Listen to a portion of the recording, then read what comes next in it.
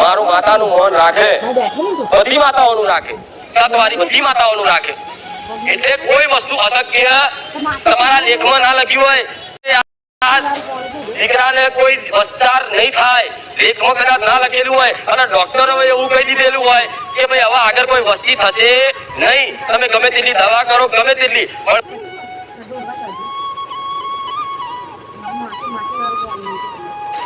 અને મારો જગતમાં એક જ ઉદ્દેશ છે કે જેમ હું સોલંકી પેઢીની કુળની માતા છું, કુળનો દેવો છું, એવો દરેકના ઘેર મારા જેવી કુળની માતા બેઠી છે.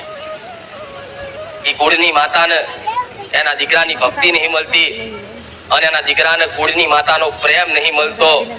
એ છૂટેલી ઓંગરી, તમારી કુળની માતાની છૂટેલી ઓંગરી કદાચ છૂટી જાય છે ને તો તમારી માની ઓંગરી મારા પકડાવવાની છે. એટલે હું બહુ જાગૃત છું. જગતમાં ફર્યા છો, ઠેર ઠેર દુનિયામાં ફર્યા છો, મઢ મઢ ભુવા ફર્યા છો, મોટા મોટા ધામ જઈ આવ્યા છો, પણ ચોય કદાચ 4 ધામની યાત્રા કરી હશે અને કદાચ એ યાત્રામાં જેવો આનંદ નહીં આવ્યો હોય ને એવો કદાચ આનંદ મારા સાનિધ્યમ ખાલી એક રવિવાર આવવાથી આવ્યો છે. આવું બહુ સરસ. તેનું કારણ છે કે રોમ મારી માતા છું અને દરેકને કદાચ પોતાની કુળદેવીના શરણ સુધી લઈ જવાના છે, પોતાની કુળદેવીની ભક્તિ મારા કરાવડાવવાની છે, પોતાની કુળદેવીની રહેણી કેની કેમ નિભાડવી એ શીખવાડવાનું, સારું જ્ઞાન આલવાનું, સારી સમજ આલવાની, સારી સદબુદ્ધિ આલી અને કદાચ તમે તમારી માતાની છત્ર છાયામાં જશો ને એમાં હું બહુચર રાજી રહીશ. કહેવાય છે જગતની બધી માતાઓ એક જ કહેવાય, ચાહે ચામુંડા હોય, બહુચર હોય, અંબે હોય, કાળકા હોય, પહાણવટી હોય કે સતી હોય કે મેલડી હોય, કહેવાય છે બધી માતા એક જ, રૂપ અનેક છે. તો તમારા ઘેર ચામુંડા હશે ને એ જ હું બહુચર છું, હું આવું બોલું છું. પણ અલગ અલગ નોમથી અલગ અલગ પેઢીઓમાં હું માતા અલગ અલગ નોમથી અલગ અલગ દીવામાં બેઠી કે જેથી પોતપોતાની ભક્તિ પ્રમાણે પોતાની કુળદેવીની ભક્તિ કરી, આશીર્વાદ પ્રાપ્ત કરી અને જગતમાં કદાચ સુખ અજવાળા તમારી આવનારી પેઢી મળે એના માટે કદાચ 12 મહિને આઠમના નિવેદ કરો. હું આવું બહુચર બોલું છું. એટલે આયા છો તો મારું કર્તવ્ય છે કે સારું બોલવું, મારું ધર્મ છે સારું કરવું. પણ આયા છો તો સારું બોલીશ, આશીર્વાદ આલીશ, તમારા દરેકના દુઃખ દૂર થાય એવી આશા રાખીશ. તમારા વતી મારા ભગવાનને કગરીશ કે મારા દુખિયારાનો દુઃખ મને મેલડીને જોયું નહીં જતું. હું સોલંકી પેઢીની, હું બહુચરના ખાતાની, ઉગતા પોરની, હું રોમવાળી મેલડી. મારા મેલડીના રામ હું આવું એટલે પાવર આવી જાય. મારા નામથી એક હેત બંધાયો છે કે મેલડી, પણ જગતની મેલડી મૂકી અને તમારા મુખે મારું પુખાર મેલડીનું નામ આવ્યું હોય તો મારા વાલા ભક્તો બન્યા છો, મારા પ્રિય બન્યા છો. એટલે તો રાત દાડો તમારી ચિંતા કરું છું.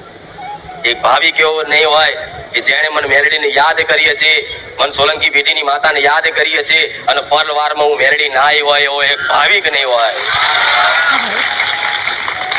ગમે તે સમયે, ગમે તે ચોઘડિયાએ, સવારે, બપોરે, હોજે, અડધી રાતે, ગમે તે જગ્યાએ યાદ કરી, જો તમારા મોબાઈલના ટાવર નહીં આવતા હોય એવી જગ્યાએ યાદ કરીને તો મારું મેલડીનું ટાવર પકડીને આવીશું માતા. એટલે મારી પર એક વિશ્વાસ જાગ્યો છે કે આ છેલ્લું સ્ટેશન કહેવાય પુખાર મેલડી. બારેજાની ઓળખ થઈ જઈ, પેઢીની ઓળખ થઈ જઈ, પેઢીની માતાની ઓળખ થઈ જઈ, આવો એક વિશ્વાસ બંધાઈ ગયો ને એવું કહું છું, તમારો વિશ્વાસ નહીં તૂટવા દઉં સોલંકી પેઢીની માતા. પણ જગતમાં એક કહીશ, રહેણી ગહેણી નીતિ નિયમનું ધર્મ છું. જેવી મારી વસ્તીએ મારી ભક્તિ કરી, જેવી મારા દીકરાએ મારી ભક્તિ કરી, જેવો મારા દીકરાએ મારી પ્રત્યે ભાવ રાખ્યો એવો કદાચ ભાવથી મેં જગતમાં એના તો પ્રમાણ આલ્યા, મારી વસ્તીને પ્રમાણ આલ્યા, બારેજા ગોમને પ્રમાણ આલ્યા. પણ બારેજા ગોમ નહીં, પણ આજ ગુજરાતનો ખૂણો એવો બાકી નહીં કે જો મારું મેલડીનું પ્રમાણ ના મળ્યું હોય. ગુજરાતની વાત છોડો તો ભારતનો કોઈ એવો રાજ્ય બાકી નહીં હોય કે જો મારું પુખાર મેલડીનું કદાચ પ્રમાણ ના મળ્યું હોય. હું મેલડી આવું બોલું છું. અને એનાથી વિશેષ ભારતની વાત છોડી દો તો દેશ દુનિયામાં કોઈ એવો દેશ બાકી નહીં કે જો મને ખુખાર મેલડી ના ઓળખતા હોય. આવું મેલડી કહું કે તમને એક વાતની નવાઈ લાગશે. અમેરિકા, લંડન, ચાઇના થી તો કઈક લોકો ભાવિકો મારા વિડીયો જોવે છે ને કદાચ ત્યાંથી મોનતા કરવા આવે છે. પણ એક વાતની નવાઈ લાગશે, પાકિસ્તાનમાં મારા ભાવિક બની જાય હું મેલડી આવું કહું. અને વાતથી કદાચ જો જુઠ્ઠું બોલતી હોય ને તો મારો રોમ મારું સત લૂટી જાય. પાકિસ્તાનમાં બેઠેલા હિન્દુઓ હોય ને જે કદાચ દેવી શક્તિને ભગવાન માતાજીને માનતા હોય એવા પાકિસ્તાનમાં બેઠેલા હિન્દુઓનો તે મારા સેવકો પર ફોન આવે કે અમે પાકિસ્તાનથી બોલીએ છીએ, મેલડી માતાને અમને શોખ પાસ કરે. તો એક બારેજા ગામમાં બેઠેલી માતા, એક મારા દીકરાની વસ્તીના ઘેર કદાચ દીવામાં બેઠેલી માતા, એક નાની પાટલી પર બેઠેલી માતા આખા જગત દુનિયામાં કદાચ પ્રમાણ સાબિત કરતી હોય તો તમારી ભક્તિથી, તમારી કુળદેવી તમારા ઘરમાં પ્રમાણ કેમ ના હાલે? હું મેલડી આવું બોલું.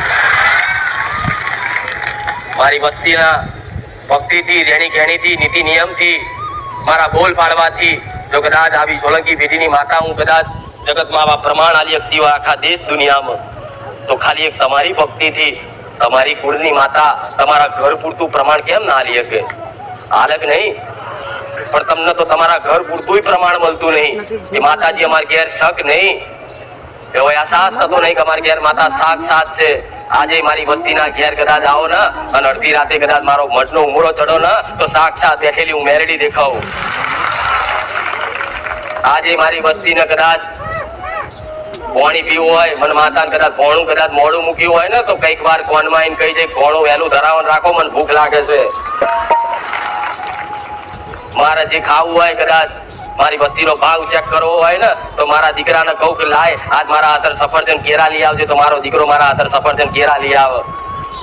અને એનાથી વાત નિવેદોની તો વાત જુદી છે કે ઝારના ખીચડો કે કોઈ લાપસી, કોઈ ચોખાનું નિવેદ, આ નિવેદ દેવી શક્તિને ધરાવતા હોય, પણ હું તો મારી વસ્તીમાં એ માતા બેઠેલી છું. મારા દીકરા જોડે કદાચ પીઝા ખાતો હોય ને તો હું પીઝા માગું, હું એ મેલડી છું.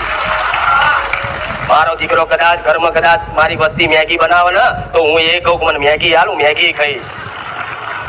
આ મારો વાલ છે, આ મારો પ્રેમ છે. જેવું મારી વસ્તી ખાય એવું હું મેલડી ખાઉં. જેવો મારી વસ્તી મારો ભાવ રાખે ને એવો હું ભાવ રાખું. તો તમારા ઘેર તમારી માં જાગતી જ બેઠી છે, બસ તમને અહેસાસ નહીં થતો. અહેસાસ એટલે નહીં થતો, તમે કદાચ દીવો જ કરો છો, દીવાને જ માનો છો, પણ દીવામાં બેઠેલી માતાને માનતા તમે ખાલી દીવા કરવા ખાતર જ કરો છો. દીવામાં બેઠેલી માતાને માનતા જો તમારા ઘેર તમારી પેઢીમાં, તમારા મઢમાં જો તમારી માતાજીની દીવાબત્તી થતી હોય અને તમને કદાચ એવું લાગતું હોય કે માતા શક નહીં અને અહેસાસ કરવો હોય ને તો ખાલી એક મનમાં વિશ્વાસ કરી લો કે અમારા ઘેર અમારી ચામુંડનો દીવો થાય છે ને એટલે અમારા ઘેર ચામુંડા સાક્ષાત બેઠી છે. એક મનમાં ગોઠ બાંધી લો, ખાલી એક દીવો કરો. હું એક અગરબત્તીમાં કદાચ જાગૃત બની જતી હોય, ખાલી મનથી ખાલી યાદ કરો ભાવ વગરનું કે ખુખાર મેલડી મારા આટલું કામ છે, આટલી વાતે હલવાયો છું, માં મદદ કરજે, મારી અરજી સ્વીકાર કરજે. એટલી કદાચ પ્રાર્થના કરવાથી તમારી અરજી તાત્કાલિક હું મેલડી પૂરી કરી આલતી હોય તો તમારા ઘેર તો તમે રોજ દીવા કરો છો, તમારા ઘેર રોજ તમારી માની અગરબત્તી કરો છો, પણ છતાંય તમને અહેસાસ નહીં થતો. એનું મુખ્ય કારણ એ છે કે તમારી મનમાં તમારી માં પ્રત્યે શંકાનું એક પોટલું બંધાઈ ગયું છે કે અમારા ઘેર માતા નહીં. એટલે તો દુનિયામાં માતાઓ ખોરવા નીકળ્યા છે, પણ હું એવું કહું છું તો ખોરવાની જરૂર નહીં. એક દીવામાં તમારી માને જુઓ અને દીવામાં કદાચ તમારું મન સ્થિર ના થતું હોય ને તો મારા ભગવાનની માયાથી મારા બહુચરના આવા ફોટા બન્યા છે, મારા મેલડીના આવા ફોટા બન્યા છે, આવા મારા રોમના ફોટા બન્યા છે, તમારી ચામુંડ માતા, મહાકાળી માતાના જગતમાં ફોટા બન્યા છે. એ ફોટા મૂકીને ફોટામાં જુઓ અને એક વિશ્વાસ મૂકો કે માં તું બેઠી જ છું. ભલે કદાચ મારી મનમાં શંકા થતી હોય ને પણ મારા શંકા કરવી નહીં. મારા ઘેર મારી માં સાક્ષાત બેઠી છે.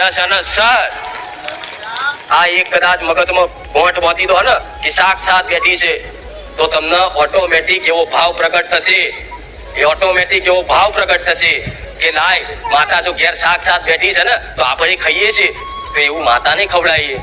આપણને ભૂખ લાગે છે તો એવી મારી માને ભૂખ નહીં લાગતી હોય તો તમે કદાચ ઘેર દાળ ભાત શાક પૂરી રોટલી બનાવશો ને તો તમને ભોણું ધરાવવાનું મન થશે કે લાય મારે એકલા નહીં ખાવું, પેલા મારી કુળદેવીને ધરાવું પછી ખાવું. ભલે કદાચ તમને આળસ ચડે કે ગમે તેવો કંટાળો આવે પણ છતાંય તમે મનથી એવો ભાવ નક્કી કરો કે મારી માં ઘેર બેઠી છે, એને ભૂખ લાગે તો મારે મારી માને ભોણું ધરા વગર ખાવું નહીં. કદાચ આટલો સંકલ્પ કોઈ ઘર પરિવાર કરી લે ને તો તમારી માં તમારા હાથના ગોળિયા ખાય. ગોળા હું મેલડી બોલો. પણ ઘરમાં હારી મિષ્ટાન બની હોય, હારી કદાચ રસોઈ બની હોય, મહેમાન બહારથી આવે છે તો મહેમાનના હારા કદાચ લાપસી લાડવા ખવડાવો, પણ ઘેર બેઠેલી કુળદેવીની આગળ 12 મહિને નિવેદ આલો ને એ દાલો 12 મહિને એને કોઈ કોરિયો કદાચ ધરવા જતું નહીં. એમાં તમારી માને દુઃખ લાગે ગોડા. નકર કોઈની માં ઘાસ નહીં ખાતી. ગોડા હું સોલંકી બેટીની મેળે બોલું. ઘરમાં કદાચ સારું બન્યું હોય ને તો પેલું ભોણું તમારી માનું કાઢજો. કંટારાજનક આળસ લાગે ને તોય છતાંય ભલે ગમે તેવું દુઃખ હોય, ગમે તેવી કષ્ટી હોય, ઘરમાં બીમારીઓ ચાલુ રહેતી હોય, છતાંય પોતાની માં છે ઘેર એમ કરીને કદાચ ભોણું ધરાવવાનું જેણે ચાલુ કર્યું ને, હું એવું કહું છું, 1 દાડો 2 દાડા 4 દાડા 5 દાડા 6 દાડા 7 દાડા 10 દાડા, મહિનો 2 મહિના 6 મહિને તમારી માતાની આંખો ઉઘડશે ને ઉઘડશે. પણ એ બેઠી પરીક્ષા કરતી હોય, દીકરાનો ભાવ જોતી હોય કે મારો દીકરો ખાલી કરવા ખાતર કરે છે કે એને ખરેખરમાં મારા પ્રત્યે પ્રેમ છે, એવું ચેક કરશે તમારી માં. જો તમારી માં કદાચ પરીક્ષા કરે કે લાય મારો દીકરો ખાલી સ્વાર્થ ખાતર કદાચ મને કોરિયા ખવડાવે છે કે પછી મને પોતાની માં કરીને મને વાલ કરે છે, આટલું તમારી માં ખાલી ચેક કરી લીધું અને હૃદયનો ભાવ, નાભીનો ભાવ કદાચ એવો તમારો એક દાડો કદાચ નીકળી ગયો 6 મહિનામાં કે લે મારી માં શું, તું મારી કુળનો દીવો છું માં, લે આ દાળ ભાત પૂરી શાક તને ધરાવું છું, આ પાણી ધરાવું જમજે. કદાચ એ કોડકાર એ પૂરી શાકનો રોટલી શાકનો તમારી માં આવી ગયો ને તો તમારી પેઢીઓ તારી રાખે. પણ આજના મનુષ્ય સ્વાર્થ વગર પોતાની કુળદેવીને એક નારિયેળ હરખું ના વધે રહે. માતાજી કોમ કરે તો જ એને આપવાનું, નહીં તો નહીં આપવાનું. પણ મારી વસ્તી ને મારા દીકરાએ તો ગોડા કદાચ એને દુઃખ પડ્યા, કષ્ટી પડી ને છતાંય તે કદાચ મને કદાચ કોરિયો ખવડાવવાનું કોઈ દાડ ભૂલ્યો નહીં. એની હું મેલડી આવું બોલું છું. ગમે તેવા દુઃખ પડતા, ગમે તેવી કષ્ટી પડતી,